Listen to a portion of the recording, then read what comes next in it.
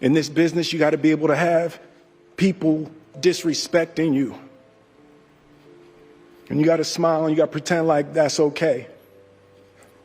I want to apologize to the Academy. I want to apologize to all my fellow nominees. Will Smith walked away from an Oscar-winning role. Sylvester Stallone said no, twice. And Warren Beatty, he literally had a part written for him and still bailed. These aren't nobodies, these are some of the biggest names in Hollywood. And they all turned down Quentin Tarantino. Now, most actors would kill to work with Tarantino. The guys made Pulp Fiction, Kill Bill, Django Unchained, films that define careers. But here's the thing, nobody talks about. Not everyone wants in. Some of the most powerful people in the industry have looked Tarantino in the eye and said, "I'm good." And the reasons why? They're way more interesting than you think. Will Smith. Let's start with the biggest one. Will Smith and Django Unchained. This isn't speculation, this is confirmed. Tarantino wanted Smith for Django. They met, Smith read the script, he liked it, and then he walked. The role went to Jamie Foxx instead, who crushed it. The movie made over $400 million worldwide. Christoph Waltz won an Oscar. It became one of Tarantino's most successful films ever, and Will Smith passed on all of it. Here's what he said in interviews afterward. The movie wasn't really about Django. In his view, it was about Dr. King Schultz, Christoph Waltz's character. Smith felt like Django was the sidekick in his own story. He told Entertainment Weekly that he wanted Django to be the lead, the guy who kills the bad guy. He wanted a more classical hero arc. He wanted the moral center of the film to be Django's journey, not Schultz's cleverness. But that's not how Tarantino saw it. Tarantino's version was messier, more morally ambiguous, more violent. It wasn't a straightforward revenge fantasy. It was a Tarantino film. And Smith didn't want to compromise. He pushed back. He wanted changes. Tarantino didn't budge. So Smith walked. Think about that for a second. This was a role that could have redefined his career. A role that would have put him in the Oscar conversation. A role in one of the most talked about films of the decade. And he said no because he and Tarantino couldn't agree on what the story should be. That's not just turning down a job. That's refusing to work with someone because their vision doesn't align with yours. That's a creative divorce before the marriage even started. Sylvester Stallone. Now let's talk about Sylvester Stallone, because Stallone didn't just say no to Tarantino once, he said no twice. First, Tarantino wanted him for Jackie Brown. The role was Louis Gara, the washed-up, stoner ex-con that Robert De Niro ended up playing. Stallone read it and passed. Why? Because he didn't want to play a pathetic loser. His entire brand was built on being the indestructible hero, Rocky, Rambo, the guy who gets knocked down and gets back up. Playing a washed-up criminal who spends half the movie high on a couch, that wasn't the Stallone brand. But here's where it gets even more interesting. Tarantino came back to him years later for Death Proof. This time the role was Stuntman Mike, the sadistic serial killer played by Kurt Russell. And Stallone said no again. He's been quoted as saying, and I'm paraphrasing here, that as a father, he didn't want to play someone whose hobby is putting teenage girls in his car and smashing them into a wall. That's a direct moral objection. Not to Tarantino as a person, but to the kind of character Tarantino wanted him to play. Stallone drew a line. He wasn't comfortable glorifying that kind of violence, even in a fictional exploitation-style film. And look, you can debate whether that's the right call or not.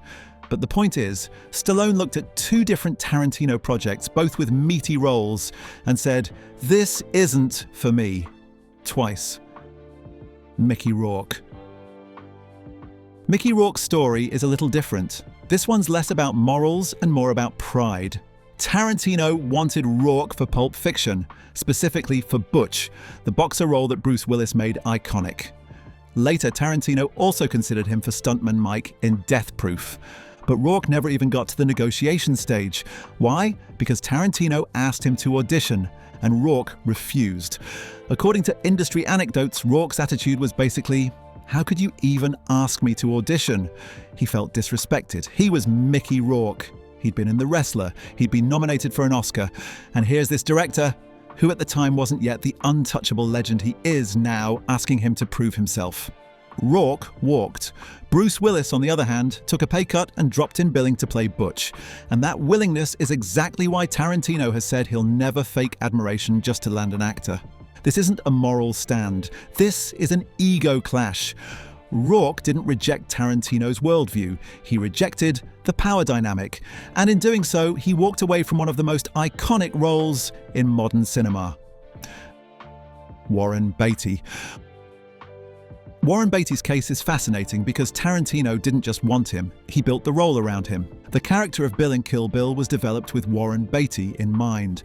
Tarantino imagined Bill as this aging, world-weary figure, charming, dangerous, philosophical. Beatty was involved in early development. They talked, they planned, and then Beatty walked away. The official reason? Time commitment. Kill Bill was always going to be a 2-movie project. The shooting schedule was massive. Tarantino's sets are intense. Long takes, endless rehearsals, perfectionism down to the smallest detail. Beatty realized the part would dominate his life for far longer than he wanted, and he wasn't willing to make that sacrifice. But there's another layer here. Beatty was an older Hollywood titan. He'd been a star since the 60s, he'd directed Reds, he'd won Oscars, and Tarantino's blood-drenched grindhouse aesthetic, that wasn't Beatty's world. So he walked. And David Carradine stepped in and made Bill one of the most iconic villains in film history. But imagine if Beatty had stayed. Imagine Warren Beatty delivering that Superman monologue. It would have been a completely different film. Sacha Baron Cohen. Sacha Baron Cohen is one of the most fearless actors alive.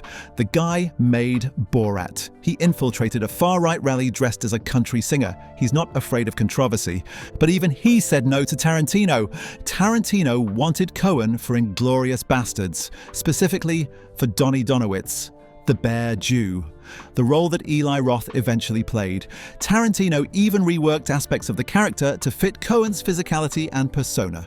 But Cohen backed out. The official reason? Scheduling conflicts with the dictator. But here's the thing.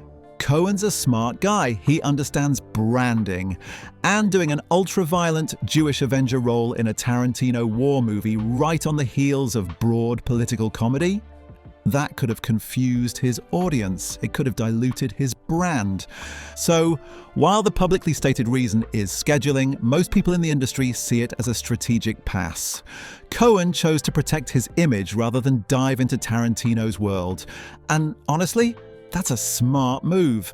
Not everyone needs to work with Tarantino to have a great career. Viggo Mortensen. Viggo Mortensen is one of the most respected actors in Hollywood. The Lord of the Rings, Eastern Promises, A History of Violence. The guy's a legend. And he turned down Tarantino. Tarantino wanted him for The Hateful Eight. Fans speculate it was for one of the key gang leader roles, possibly Jodie Domergue or another major outlaw. Mortensen has spoken on the record about this. He said he loved the script. He wanted to work with Tarantino, but he couldn't. Why? Because at the time, Mortensen was producing and promoting smaller films like Jouja and Far From Men. And Tarantino wanted heavy rehearsal, plus a long shoot starting at year's end. Mortensen told Grantland that as a producer, he knew he had to prioritize his smaller projects if they were going to have any chance to be seen.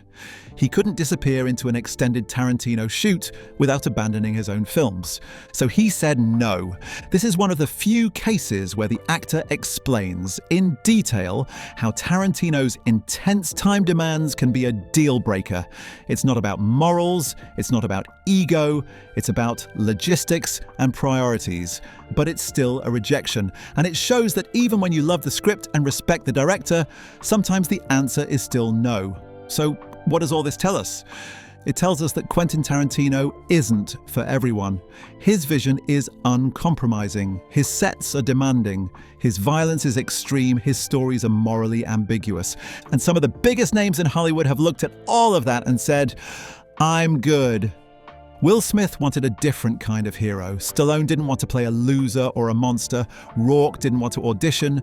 Beatty didn't want to commit the time. Cohen didn't want to confuse his brand. Mortensen had other priorities. None of these guys are wrong. And Tarantino isn't wrong either. They just weren't a fit.